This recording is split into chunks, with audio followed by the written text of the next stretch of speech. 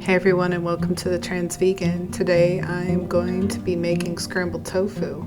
The first step is to melt some vegan butter in a pan, probably over medium-high heat I would say, and get that nice and melty.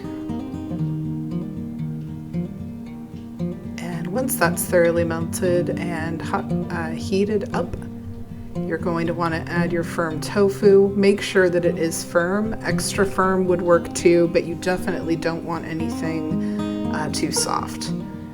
And stir, stir, stir. Of course, this is the theme to my videos. Add your seasoning. I have another video on the seasoning and how to make it, and I'll link that in the description box below.